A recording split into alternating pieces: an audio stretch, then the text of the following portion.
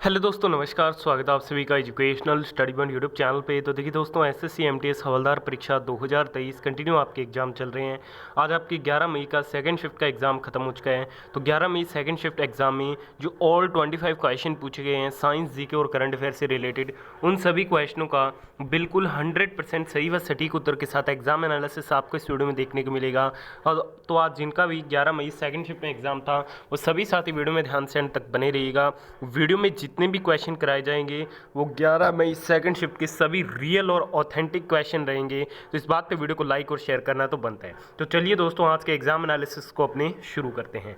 तो second shift का पहला क्वेश्चन आपसे पूछा गया था कि बाघ की गुफा कहाँ है। देखिए दोस्तों, जो बाघ की गुफा है ये भारत के मध्य प्रदेश राज्य में स्थित है। ठीक है दोस्तों, तो एमपी इस क्वेश्चन का आपका क्या था, बिल्कुल राइट आंसर था। बढ़ते हैं आज के नेक्स्ट क्वेश्चन की ओर। सेकंड शिफ्ट का अगला क्वेश्चन पूछा गया था कि बाजीराव प्रथम के पिता का नाम क्या था। देखिए दोस्तों, बाजीराव प्रथम को सभी 9 महान पेशवाओं में क्या है, श्रेष्ठ माना जाता था। और इनके पिता कौन थे, तो इनके पिता थे पेशवा बालाजी विश्वनाथ। ठीक है, तो बालाजी विश्वनाथ इस क्वेश्चन का आपका बिल्कुल राइट आंसर था। ठीक है, तो ये बात आपको ध्यान में रखनी है। तो बाजीराव प्रथम के पिता कौन थे, बालाजी विश्वनाथ थे। बढ़ते हैं आज के अगले क्वेश्चन की ओर।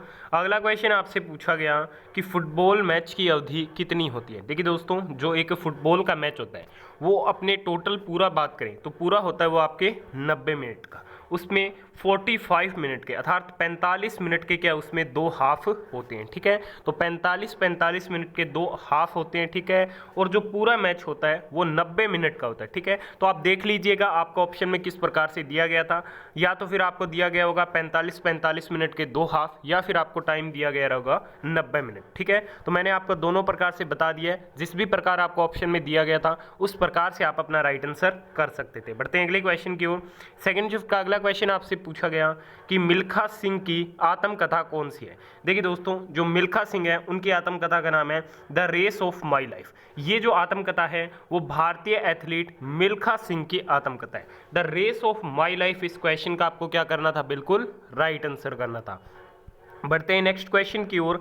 अगला क्वेश्चन आपसे पूछा गया था कि प्रथम हैंडबॉल टूर्नामेंट कहाँ हुआ था। देखिए दोस्तों, हैंडबॉल खेल को उत्तरी यूरोप, मुख्य रूप से डेनमार्क, जर्मनी, नॉर्वे और स्वीडन में 19वीं सदी के अंत में संहिताबद्ध किया गया था। ठीक है, तो ये पूछा गया था कि प्रथम हैंडबॉल टूर्नामेंट कहाँ पे हुआ था, तो ऑप्शन में आपको जर्मनी दिया गया था। ठीक है, क्या दिया गया था ऑप्शन में, जर्मनी। तो जर्मनी इस क्वेश्चन का आपका क्या था, बिल्कुल राइट आंसर था। बढ़ते हैं अगले क्वेश्चन की ओर।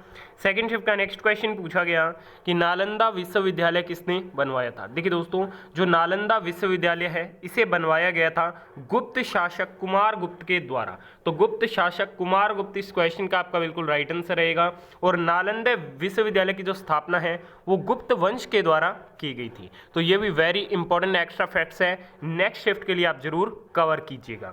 सेकंड शिफ्ट का अगला क्वेश्चन आपसे पूछा गया कि चावल उत्पादन में सबसे आगे कौन सा देश है। तो चावल उत्पादन में जो अग्रणी देश है, प्रथम स्थान पे देश आता है, उस देश का नाम है अपने चीन। तो चीन इस क्वेश्चन का आपको क्या करना था, बिल्कुल राइट आंसर करना था। देखिए दोस्तों, अभी तक आपने इस वीडियो को लाइक नहीं किया तो प्लीज़ जल्दी से लाइक कर दीजिएगा, क्योंकि काफ़ी मेहनत से आपके लिए डेली वीडियो यहाँ पे प्रिपेयर की जाती है। इस बात पर वीडियो को लाइक करना और ज़्यादा से ज़्यादा सभी दोस्तों को शेयर करना तो बनता है। तो फटाफट से वीडियो को लाइक और शेयर भी कीजिए।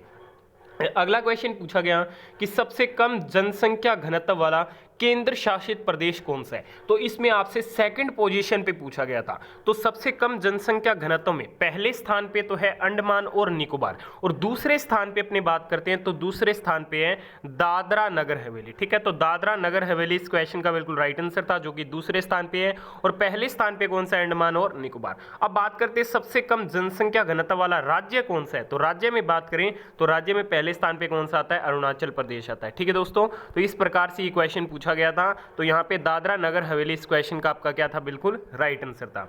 अगला क्वेश्चन पूछा गया कि पानीपत का तृतीय युद्ध कब हुआ था। पानीपत की तीसरी लड़ाई 1761 में अफगान आक्रमणकारी अहमद शाह अब्दाली और पुणे के सदाशिवराव भाऊ पेशवा के तहत मराठों के बीच लड़ा गया था। यह लड़ाई अहमद शाह अब्दाली ने सदाशिवराव भाऊ को हराकर जीत ली थी। ठीक है, तो आपसे सन पूछा गया था, तो सन क्या हो जाएगा, 1761 में लड़ी गई थी। बढ़ते हैं अगले क्वेश्चन की ओर। अगला क्वेश्चन पूछा गया कि टूसू पर्व झारखंड में कब मनाया जाता है। देखिए दोस्तों, जो टूसू पर्व है ये झारखंड में 15 दिसंबर को मनाया जाता है।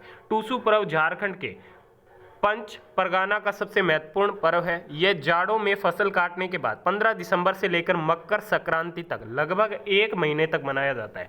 तो आपसे डेट पूछी गई थी, तो डेट हो जाएगी 15 दिसंबर। अगले क्वेश्चन में पूछा गया था द मोजार्ट ऑफ मद्रास किस गायक को कहते हैं?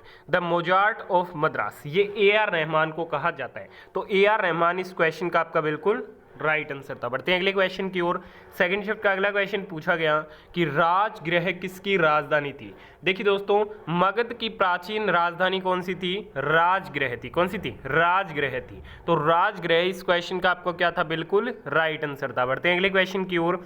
अगला क्वेश्चन पूछा गया कि सत्य शोधक समाज की स्थापना कब हुई थी? देखिए दोस्तों, सत्य शोधक समाज अर्थात सत्य अर्थात सच की खोज करने वाला समाज, इसकी जो स्थापना हुई थी वो 24 सितंबर 1873 को हुई थी और ज्योतिबा फुल्ले के द्वारा इसे क्या स्थापित किया गया था? तो 24 सितंबर 1873 ज्योतिबा फुल्ले इस क्वेश्चन का आपका राइट आंसर था। अगला क्वेश्चन पूछा गया कि महासागरीय क्रस्ट किससे मिलकर बना होता है? यह सामग्री सिलिकॉन व एल्यूमिनियम से भरपूर खनिजों की क्या बनी होती है? ठीक है, तो सिलिकॉनियन व एल्यूमिनियम इस क्वेश्चन का आपका बिल्कुल राइट आंसर था। सेकंड शिफ्ट का अगला क्वेश्चन पूछा गया कि बिरजू महाराज किससे संबंधित है? देखिए दोस्तों, बिरजू महाराज का बार बार एग्जाम में क्वेश्चन पूछा जाता है। तो जो बिरजू महाराज थे वो कथक नृत्य से संबंधित है। ठीक है दोस्तों, तो कथक नृत्य इस क्वेश्चन का आपका बिल्कुल राइट आंसर था। बढ़ते अगले क्वेश्चन की ओर। अगला क्वेश्चन पूछा गया हिमालय की नदियां किस प्रकार की नदियां? देखिए दोस्तों, जो हिमालय की नदियां होती है वो 12मासी नदियां होती है। तो 12मासी इस क्वेश्चन का आपको क्या करना था? बिल्कुल राइट आंसर करना था। बढ़ते हैं अगले क्वेश्चन की ओर। अगला क्वेश्चन पूछा गया किस प्रकार की बेरोजगारी में लोग नियोजित तो दिखाई देते हैं लेकिन वास्तव में नियोजित नहीं होते? तो ऐसी बेरोजगारी को प्रच्छन्न बेरोजगारी कहा जाता है। तो प्रच्छन्न बेरोजगारी इस क्वेश्चन का आपका बिल्कुल एग्जैक्ट आंसर था। अगले क्वेश्चन में पूछा गया कथकली को किस राजा के संरक्षण में दक्षिण भारत में लाया गया? तो ये लाया गया था कोटारकारा के राजा वीरा केरल वर्मा ने। ठीक है दोस्तों, तो वीरा केरल वर्मा इस क्वेश्चन का आपका क्या था? बिल्कुल राइट आंसर था। अगले क्वेश्चन में पूछा गया 1813 का charter act east India company के लिए कितने साल तक बढ़ाया गया?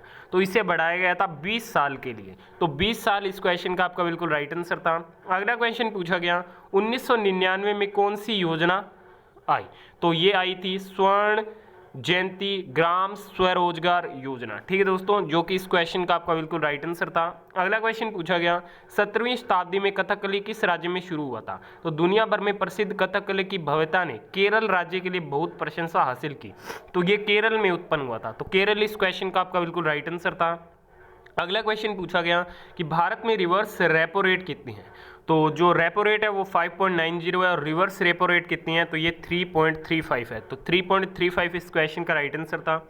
अगले क्वेश्चन में पूछा गया किसमें कोशिका झिल्ली नहीं पाई जाती? तो ये प्रोकैरियोटिक में नहीं पाई जाती। ठीक है दोस्तों, अगले क्वेश्चन में पूछा गया भूपर्पट्टी में क्रस्ट किसका बना होता है? तो ये सिलिकॉन और एल्यूमिनियम की क्या है? बना होता है। अगले क्वेश्चन में पूछा गया ताप मापने वाले यंत्र कौन सा है? तो ताप का जो मापन है वो थर्मामीटर के द्वारा किया जाता है। अगले क्वेश्चन में पूछा गया मुगल काल में भारत का पहला उद्यान मकबरा कहाँ पर है? तो भारत का पहला उद्यान मकबरा दिल्ली की मशहूर हजरत निजामुद्दीन के दरगाह के पास है। ये दरगाह 14वीं सदी के महान सूफी संत हजरत निजामुद्दीन औलिया की कब्र पर बनी है। ठीक है, तो दिल्ली आपका बिल्कुल राइट आंसर था। अगले क्वेश्चन में पूछा गया SAGY योजना कब शुरू हुई? तो प्रधानमंत्री श्री नरेंद्र मोदी ने 11 अक्टूबर 2014 को विज्ञान भवन नई दिल्ली में लोक नायक जयप्रकाश नारायण की जयंती पर सांसद आदर्श ग्राम योजना SAGY का शुभारंभ किया था। तो 11 अक्टूबर 2014 इस क्वेश्चन का राइट आंसर था। तो आज की सेकंड स्टेप में पूछे गए सभी क्वेश्चन का एग्जाम एनालिसिस कर दिया। वीडियो को यहाँ तक देखा, धन्यवाद। पसंद है लाइक और शेयर जरूर कीजिए।